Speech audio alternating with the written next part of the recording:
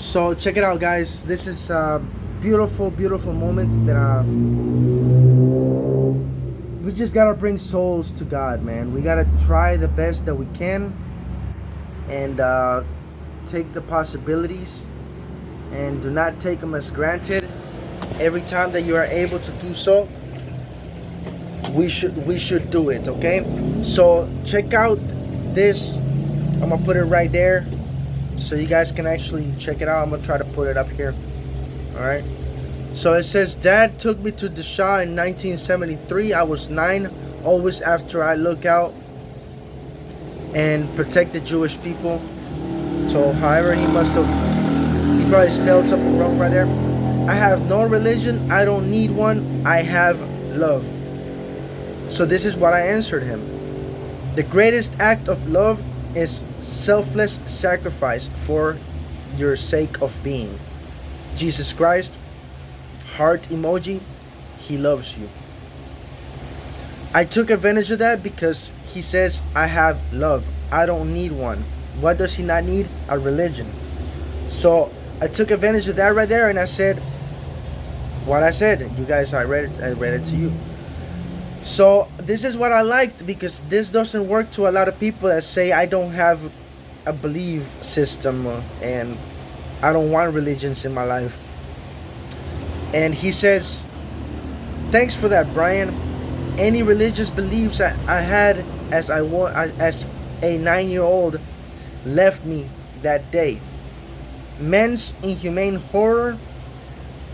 Where was God? I'm 62 now and a bit wiser.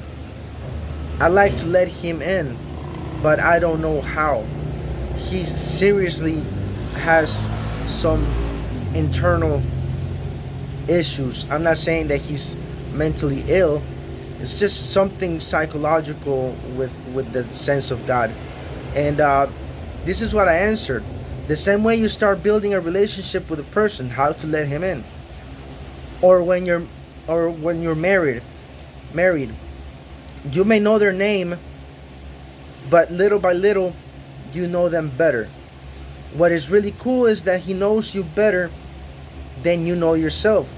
So what he wants from you is not your perfection. He wants your attention, your humble self, your inner lost being, that lost you speak of.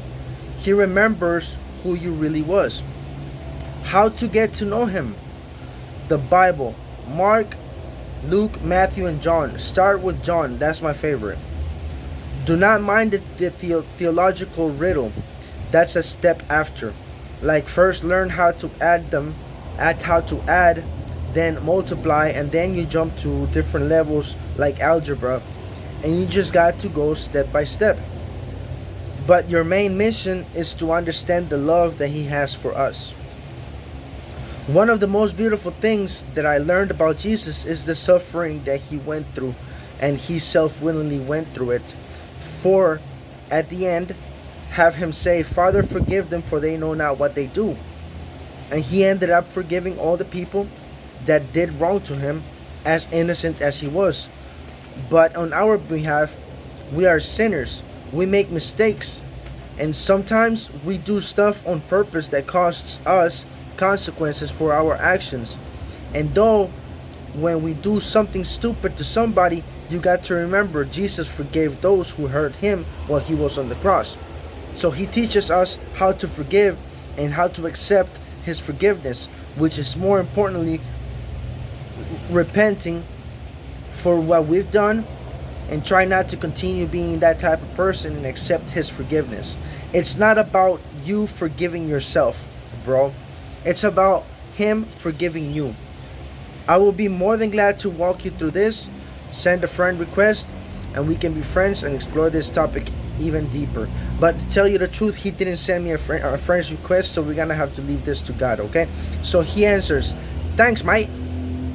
I'm going to a bookshop tomorrow. You make sense. I was never baptized, grew up on a non-religious home. I home full of love and wonderful family. And when I went to the shower, like I said, I had anger with God. Now I'm old and well read, and it's like I've got to let barriers down and let Jesus in. I'm feeling it. I live on a canal boat in a little English village with a lovely normal church, Norman, with a Norman church. But for me, I don't feel God or Jesus in there. I feel Him when I walk through the fields and the woods, and maybe see the badges of deer or deers. But I'm going to read the Gospels. Cheer, mate. That's beautiful, bro. I'm sorry about my accent because he says he's in. He said he's in an English village, bro. So I kind of like the accent that I put. I know it's not that good, but check it out, bro. That's fucking badass. Okay, so I I answered back at him and I said, the panoramas that you have seen in those areas are beautiful, and I'm pretty sure that brings you the essence of a good artist that made the art. Psalms 1 Psalms 19 verse 1. The heavens declares the glory of God. The skies proclaim the work of his hands. You might also find Romans chapter 1 verse 20 meaningful as it meaningful as it explains that God's invisible qualities and divine natures are clearly seen through what has been made, leaving no doubt of a creator. Another beautiful option is Ecclesiastes chapter 3 verse 11, which states he has made everything beautiful in its time. Matthew 6:6. So because he said he doesn't feel God in the churches, but I tell him, but when you pray, go into your room, close the door, and pray to your Father who is unseen. Then your Father who sees what is done in secret will reward you. From Costa Rican friend. All it takes is show your genuine interest to meet him. Don't wait till everything in your or life itself is collapsing. I'm a Costa Rican that lives in Mexico. I'm 40 years old and I have no more family left besides my 85-year-old grandma with Alzheimer's. My wife passed away, I got deported, and my son got put into adoption in the United States. If it wasn't because all of the evil that I've seen and all the evil that I've done to myself, I wouldn't have put myself into this deep rabbit hole that now I find it very enjoyable too. Very sensical and most of logical. Evil shall not prevail. I'm trying my best, guys. I'm trying my best. And I hope this person comes to the conclusion that it is necessary to find that substance that God provides for us to continue living life without all this turbulence and all this commotion that exists in life. Obviously, the world is a fallen world.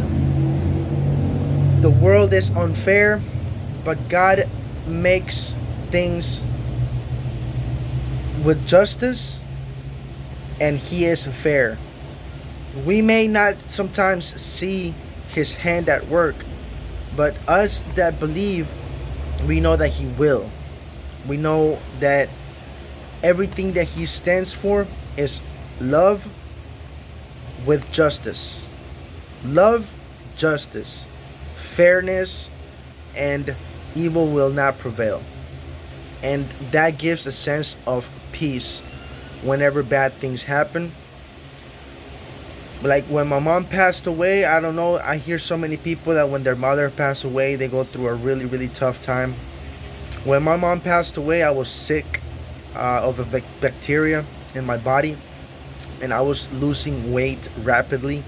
And then my mom died, and I'm going through a fucking high blood pressure issues, and I had to sustain all my suffering. I was not able to cry it out and let it out because